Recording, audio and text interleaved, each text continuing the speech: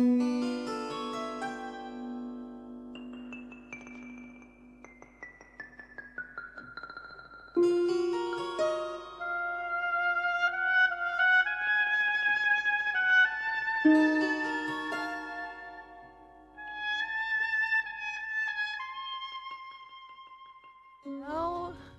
little later than planned, but here we are. Good evening and welcome. It is a crisp, clear, really rather beautiful evening here in London. But as ever at Deep Fried Planet, we are watching the global temperature rise and wondering what on earth we're going to do about it. I am Pat Thomas, and with me in the studio is barrister turned activist Polly Higgins to talk about her new book, Eradicating Ecocide. Now, if you are environmentally inclined at all, you will have noticed this word popping up everywhere these days as a kind of catch-all way of describing widespread environmental destruction. But according to Polly, this is more than just a descriptive term. It is a concept worthy of being enshrined in international law and recognized as the fifth crime against peace alongside genocide, war crimes, unprovoked war, and crimes against humanity. It's a controversial proposition, and I suspect, as my granny would say, a long row to hoe. And yet, what is clear is that we are in desperate need of an international mechanism through which those that destroy the environment can be held accountable for their actions. So, Polly, welcome. Hello. Hello. Let's start with some basics. Can you explain to me what a crime against peace is? A crime against peace. Crimes against peace were put in place after World War II. It was a recognition that there were certain behaviours that were so abhorrent that we needed to outlaw them completely. In essence, eradicate them. Crimes like genocide, apartheid as well, that comes under crimes against humanity. It was, in essence, a recognition of the sacredness of life, in particular human life, and a recognition that we could not treat fellow human beings in a certain manner, especially en masse, at a large scale. We had to make up the language after World War II. It was an international lawyer back then, Raphael Lemkin, who came along and said, we need new language, we need a new law, and that law was genocide, and crimes against humanity was added in as well. It was a recognition that life is sacred, human life is sacred. And that's an interesting thing about the law. The law is very human-centred.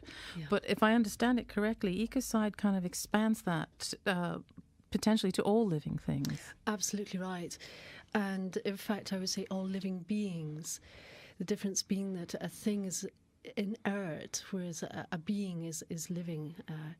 And that's very important. So what we're doing here is expanding the sacredness of life to not just human life, but to all life, to all living beings. And can you help me define ecocide?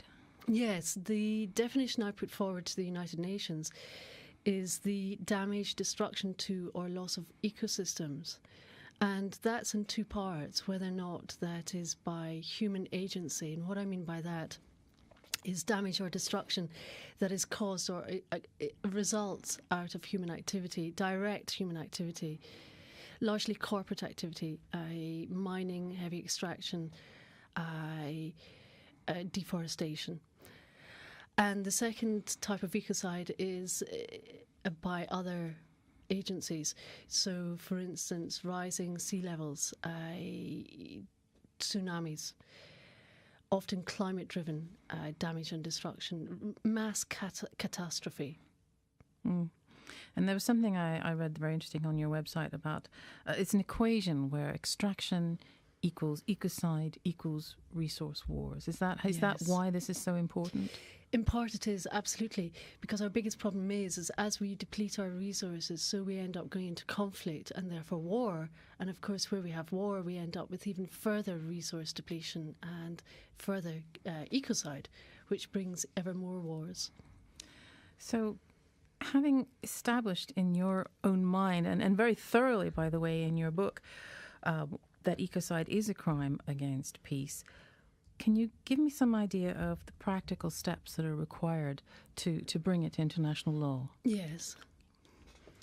The first step is to have the Rome Statute, which is the governing document that creates the umbrella for crimes against peace. The first step is to have that amended. The Rome Statute sets out in place the International Criminal Court. This is what I call the hardware. We have existing hardware in place. So what we're having to do is not reinvent our wheel, but make amendments to what we have. Put in place the software so that we can turn the cogs. So we have the existing criminal court. We have the governing document that puts in place the crimes against peace. We can amend that. And to do that requires a 2/3 majority vote of all member states. So we have 192 member states, and we need 2/3 of them to come on board with this. It sounds like a mountain to climb, but in fact, it's a small mountain rather than the rather large and almost impenetrable mountain that we're trying to climb at the moment with the climate negotiations. And why do you say that it's a small mountain? Well, if we look at existing climate negotiations, what we have there is building by consensus. This we have seemed to have taken on board as the norm, but in fact it's not. This is most unusual. Under the United Nations Charter, every decision should be by a 2/3 majority. So by building consensus with the climate negotiations, what we have there are 192 countries, but each country has between 5 and 500 negotiators. Each of those negotiators has to agree to every paragraph in whatever document we're dealing with.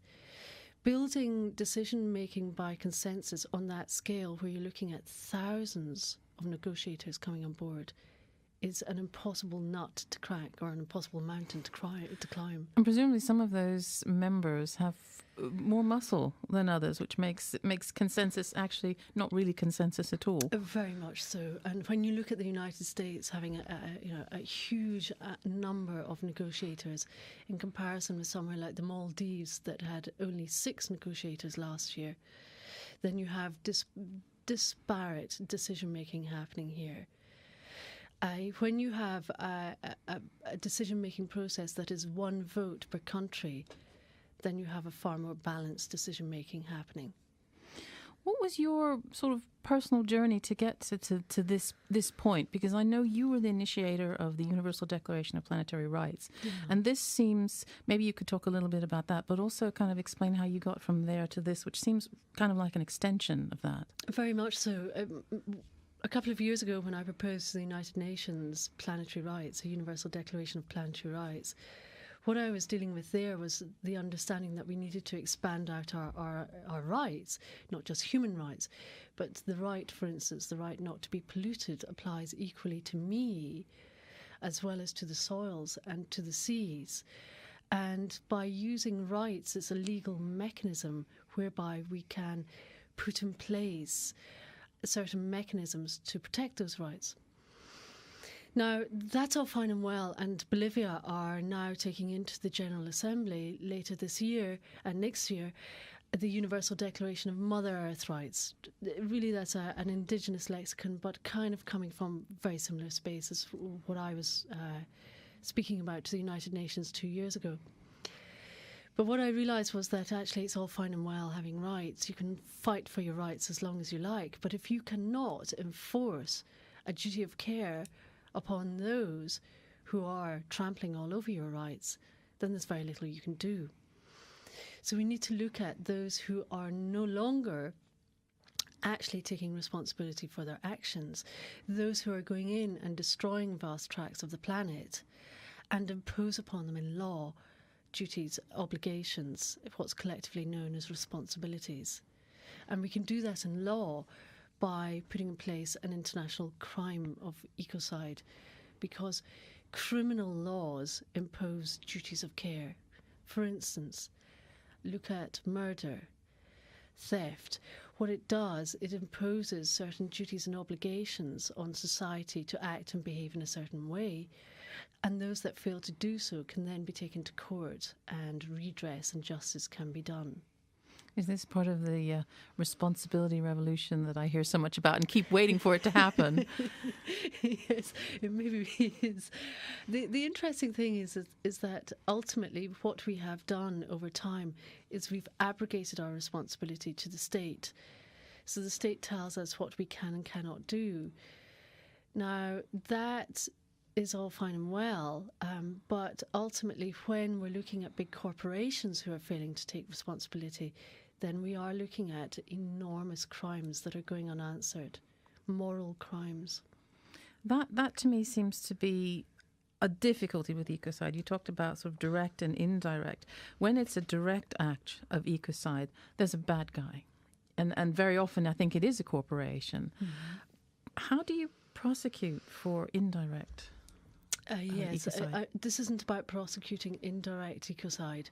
This is about levying a duty of care in place upon heads of state to take action and take responsibility for those communities who have been damaged by ecocide or are at risk of ecocide. So, for instance, at the moment we have the Maldives and various other island nation states that are shouting loudly, who's going to look after us when we go under the water?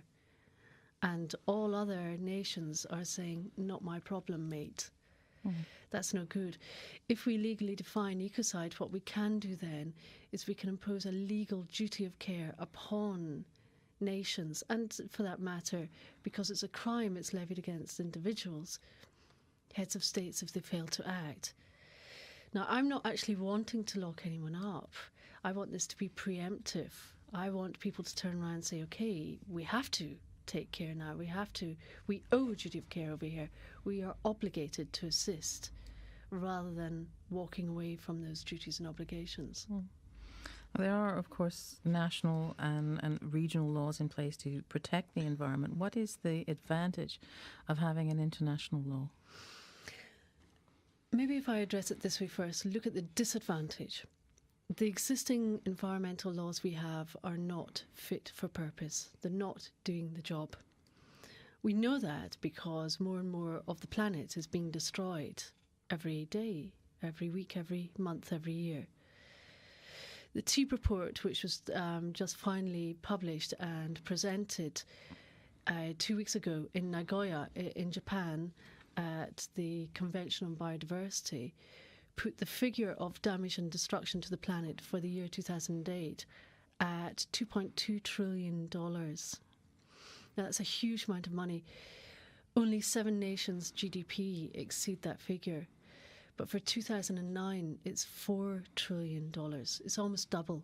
And 2010, this year, is expected to be double again.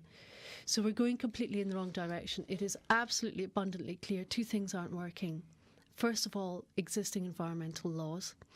And secondly, climate negotiations, the use of trying to profiteer, what I call profiteering out of a problem.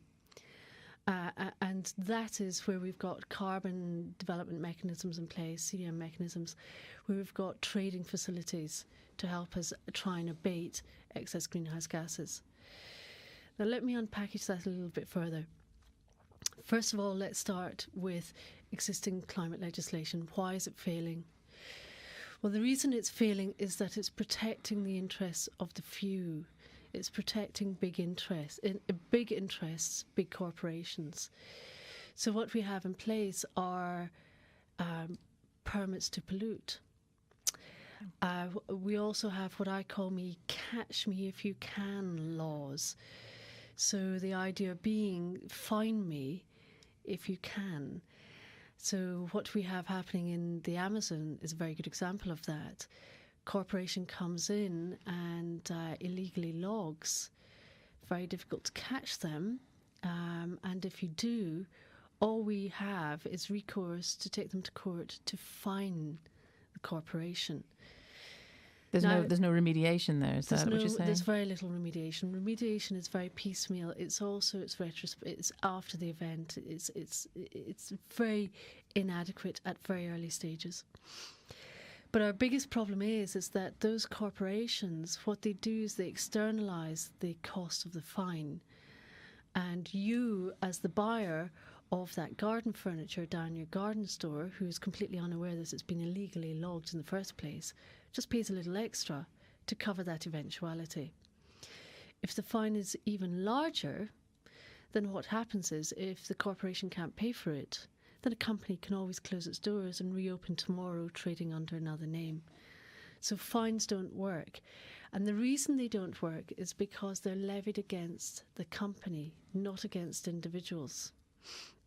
And this is absolutely crucial, because what we're doing here is we're using laws to try and enforce behaviour on what's known as the fictional person. That's a company, is it? Company is known as a fictional person. They're not a natural person like you and I, or the head of that company. And of course, in law, we know it's a fictional person because the corporation is really its articles of association or its charter. It's a piece of paper. And we cannot lock up, put behind the bars, in a cell, a piece of paper. Now, the difference is that with international crime, like all crime, it is about levying responsibility against a person, a human being. It was during the Nuremberg war trials that they said crimes are committed by humans, not companies. And it was at the Nuremberg trials that they put human beings in the docks for crimes. That's very important, because it wasn't just generals that were put in the dock. It was heads of corporations as well. Frick was one of them, for facilitating the movement of Jews to the gas camps, to the camps. And this is about leveraging what's known in international law as superior responsibility on those that are in a position of command and control, those that make the decision at the top end. So tell me how it would work, because we've seen that fines don't work. For instance, with the Deepwater Horizon disaster, everybody talked about how much it was going to cost BP and what a disaster it would be. And of course, in the last quarter, they were back in profit again, which was pretty depressing for everyone around. So, if we were to take an example like that, how would this work for them? Okay, for BP. What would happen is, if we imagine that ecocide as an international crime is in place, then the head of BP would have to make a decision, sitting with his board of directors, to say, we are an energy company. Do we continue extracting oil from deep sea or from other areas? Unconventional oil extraction is another hot potato. Do we go in and drill for oil where we have to use up to 5 times more energy and 5 times more greenhouse gases are released than conventional oil extraction? Do we do that in the knowledge that we are at risk of being prosecuted for ecocide? In the case of the Gulf oil spill, should it go wrong? And indeed it did. Well, in that case, what would happen there is that that CEO and his directors would be liable for prosecution and imprisonment, incarceration.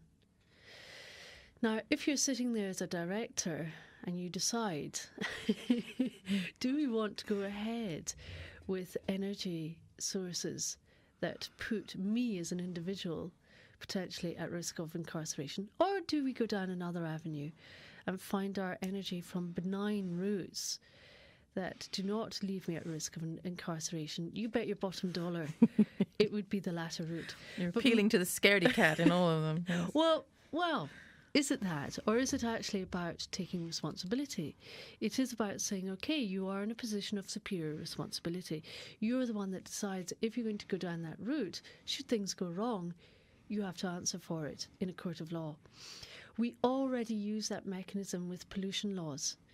If someone is found not just dumping pollution in the seas, but bang in the night, 2 boats go bang in the night, then individuals can be prosecuted and held to account and put to prison for that. Now, that's the risk we take if we're going to trade in those very damaging and destructive arenas. The beauty is, by putting this in place, is that I don't actually want the head of BP to go to prison. I want him to make the right decision. And while he's sitting there discussing this with his directors, he has other problems on his hands. because he will turn around and say, we have an even bigger problem. Our shareholders won't support criminal activity. Those banks will no longer finance criminal activity. That head of state will no longer support criminal activity on their land, because all of them are at risk of going to prison as well. So suddenly what we find is the door is closed to damaging destructive activity, and it opens very fast to innovation in the other direction. Yeah, you're putting a boundary around people who are not much. used to having a boundary, because our whole society is based on the idea that we have no limits whatsoever. Yes. Yes. One of the most interesting things I thought that you talked about, and this kind of hooks in with the BP example, is the comparisons of this with the abolition of slavery. I wondered if you could expand a bit on that. There are fantastic lessons that we can learn from that. William Wilberforce was the man here in Britain who took up the mantle of the abolition of slavery. And what he recognised very early on was that there was absolutely no point going around the people who had their blacks in chains. There were 6 million slaves at that time. And he knew there was no point going around every single person who had a slave and saying, would you mind using your slave a little less? That is akin to energy efficiency. Yeah. It is literally what we're doing at the moment. What he knew was that we needed to turn off the tap upstream, because slaves were a form of energy, human energy. And he knew that that was morally wrong. Ecocide is morally a crime just now. We just haven't gotten to the point that we're recognising it in law.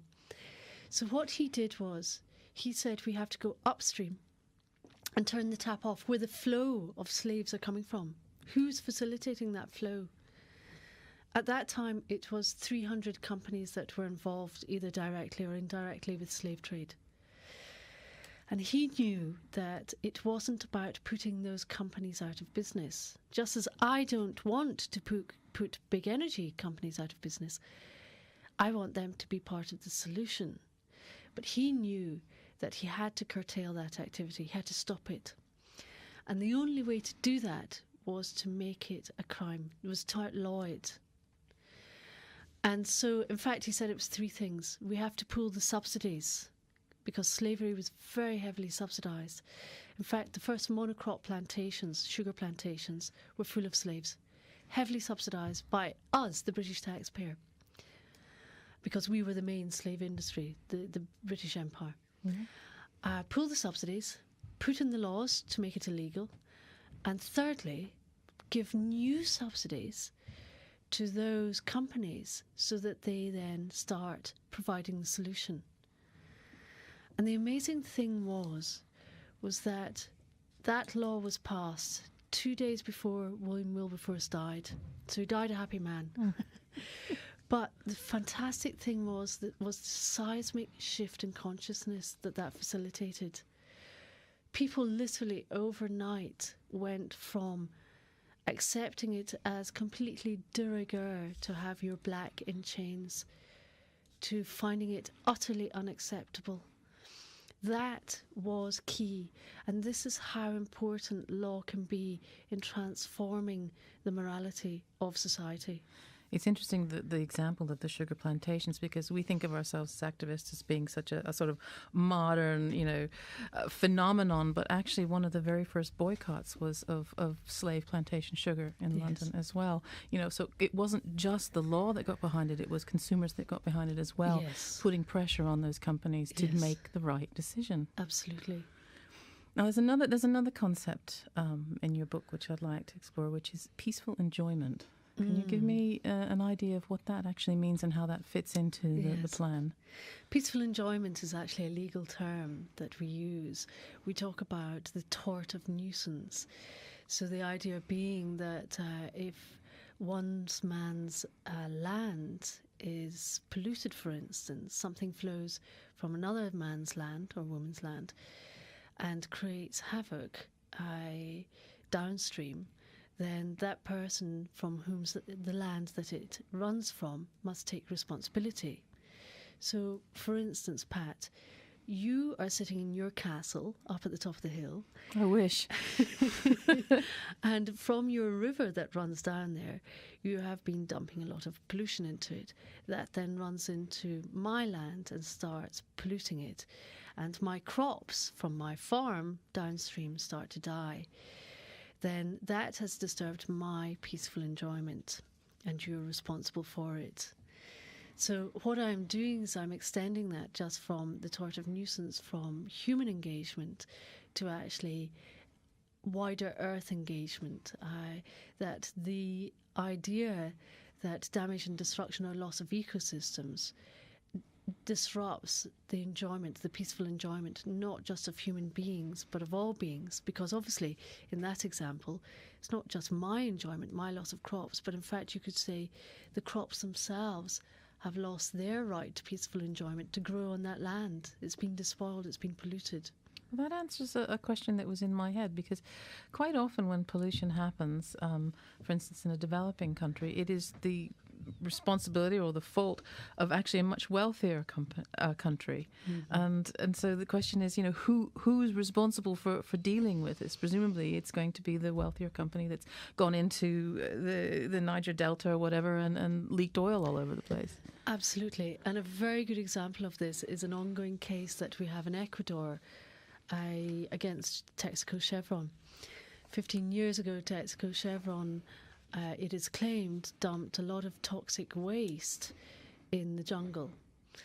And for 15 years, it has been argued as a breach of human rights. It's actually very difficult to show causality on the breach of human rights. Because, of course, what we have happening there is that it's very difficult to establish that that peaceful enjoyment has been destroyed in some manner of means by dint of health deterioration. So those individuals there are claiming that they have higher levels of cancer risks, but also that their land has been polluted. Yeah.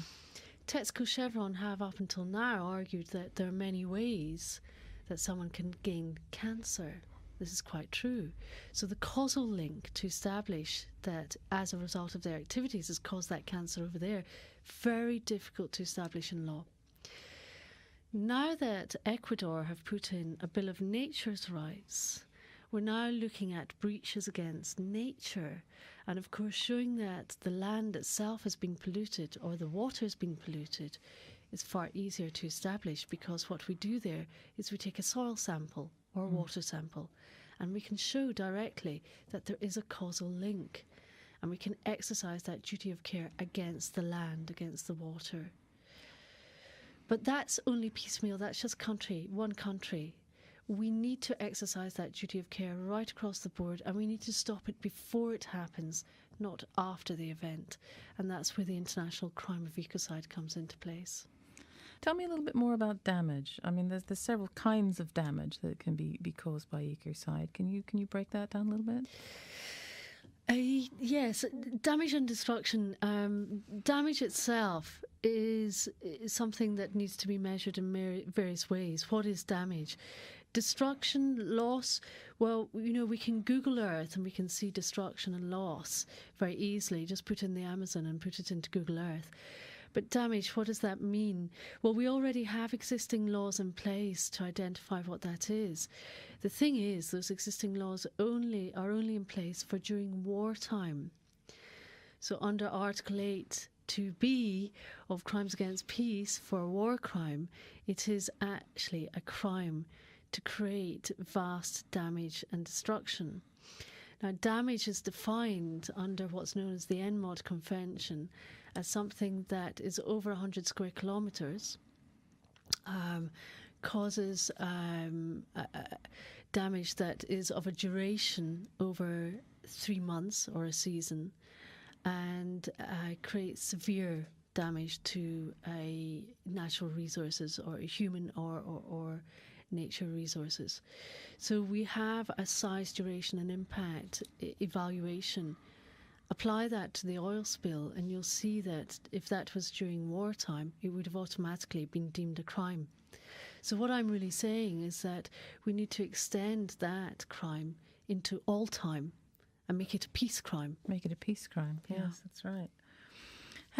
Many of the sorts of ecocides that you're talking about, as we said earlier, are perpetrated by large corporations who, I'm guessing, would argue that making ecocide a law would restrict their ability to do business and to discourage innovation. You talked about that a little bit. Do you genuinely believe that by placing these boundaries around them that we can, in fact, encourage innovation through business?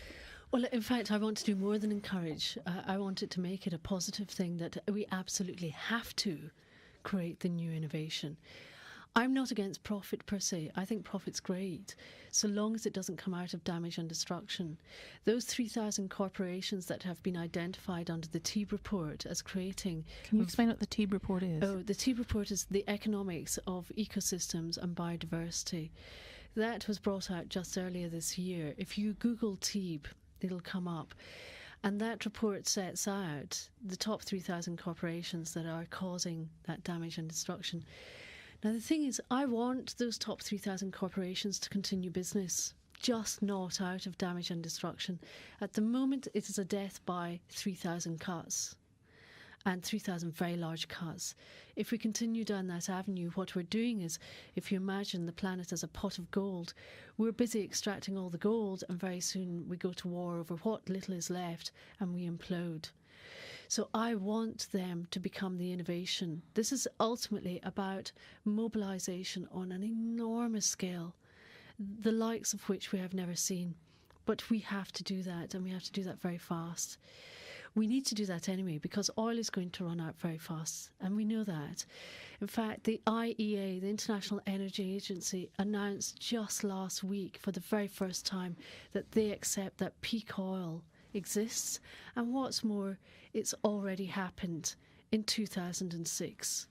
That International Energy Agency, they are the ones that advise our governments. We need to get our heads around that very, very fast, because when we hit peak oil, and we already have, then that goes down very, very quickly. We need that innovation happening now at a very rapid rate. We need that mobilisation. We need to skill people up very, very fast. And I want those corporations to do that. I want them to be the solution. Do you think it can happen through law alone, though? Because also what you're talking about there is a major restructuring of our economic system as well. Because I don't see how, if I were a CEO or what have you looking at this, I would fear for my growth model. Yes. And I just don't see how putting this law in place is compatible with this kind of infinite growth model that we love. We need to turn that around. And in fact, there are some fantastic innovators around talking about this. Georgism, which goes back to the 19th century, was a whole system of putting in place rateable land value rents rather than ownership of land. This is really about shifting over so that we recognise that we have a duty of care to the land, and we put rents in place. So really what we're doing is we're cracking that nut that says the very few own the land, the property, the planet, and we look to it as a global commons where we owe a duty of care rather than owning it. So it's moving from ownership to owing a duty of care. And in that way, what we do is we create a land rent system, duties, if you like, rather than existing systems of taxation. One of the other criticisms I've read, and by the way, I'm well on board with this, but I'm also aware that there are things that still need to be worked out. Now, if we pick genocide as an example, this is a horrific, premeditated crime, and it is the result of intent. Yes. Now, some would argue that ecocide equally is serious, but it's not a result of intent. It's a result of negligence or greed or what have you. Yes. So. Should it really be punished in the same way? Yes. The reason I say yes is this. Ecocide, ascertainable ecocide, so ecocide created by corporations, is, you're quite right, a crime of consequence. Nobody sits down and says, okay, let's go out and destroy the planet today. This is something that arises out of profitable activity. And what I'm doing is I'm closing the door to profitable activity that comes from, as a result, that arises out of damage and destruction. I want those companies to make profit from another way. But the thing is if we allow it to be argued on intent, no one will be prosecuted because nobody's intending to do this. Of course they're not.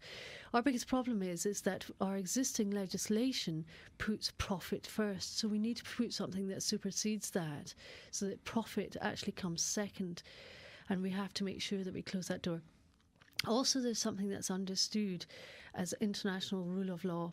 And we understand that sometimes we put in place something called strict liability, where intent does not come into it. Lord Bingham, who was the foremost jurist of our generation, sadly died a month ago. He understood how important strict liability is. And that's when you are committing a crime, regardless of whether or not you even knew that you were doing it. But because you're in a position of responsibility, your company is involved in certain activity which then causes that to happen, you have to take responsibility because it is so important that we close the door to it. Certain crimes are so important that we have to close that door. We already understand that with pollution laws. They are strictly liability laws. Why is it that damage and destruction should be seen otherwise? Because remember, it is about actual decimation of the planet. It is so important that we close the door to that. To have in place the argument whether or not someone intended it is a lawyer's dream. It would keep my fellow beings in business for a very long time. Yes. Well, I mean, you mentioned earlier the International Year of Biodiversity, which is nearly at an end now. Yeah. Do you think anything positive has come out of the meeting in Nagoya? Have we got anything to celebrate at all? Yes, I think we do. I think it's the first steps. We understand, we now actually have, in terms of putting a price on how damaging and destructive the planet is. So we know the size of that scale. We need to move on from pricing it and putting a price on it, because ultimately we cannot price the loss of bees. The loss of bees means loss of our food production.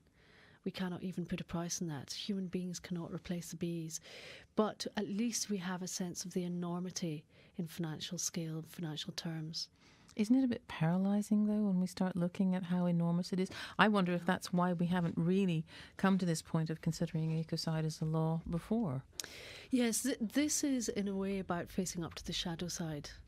About identifying what Raphael Lemkin did back after World War II, saying we have to give it a name. We have to name genocide. I'm saying the same. We have to give a name to what we're doing to the planet here. We are destroying it really writ large and very, very fast. So we have to identify the shadow side. We have to give it a name. We have to make it a crime. We recognise that it is already a moral crime. We need to just make that connection and make it a legal crime now. And so where to now for you? I hear you're heading towards the United Nations. Well, I'm heading to Cancun for the climate negotiations. That will be very interesting. I'm not convinced that we will get any large solutions coming from the governmental end of things. But well, that's back to consensus, isn't it? Yes, it is. Absolutely. Also, we have a huge problem because governments are looking at this from what I believe is the wrong end of the spectrum. They're looking at an outcome and how to deal with an outcome. Excess greenhouse gases are just a symptom of a bigger problem. If you imagine holding a baby and the baby is vomiting, what we're doing at the moment in climate negotiations is we're trading the vomit, the greenhouse gases, the excess, or we're wanting to hide them under the carpet and call them carbon capture and storage. But if we actually behave like parents do, we would take responsibility for the baby, the planet, and we would say, why is my baby vomiting? What do we need to do to stop that? And what we do is we go upstream and we say, okay, whatever it is, we now stop. We don't say we will fade it out 50% over 50 years. Yes. By that time, the baby will be dead. Well, Polly, it is been a tremendous pleasure to talk to you this evening. We could probably have gone on for another hour, but we're running up to the end of this special edition of Deep Fried Planet. There may be some more specials coming along. Do keep an eye out here on Resonance 104 FM. I'm Pat Thomas. Have a very good evening.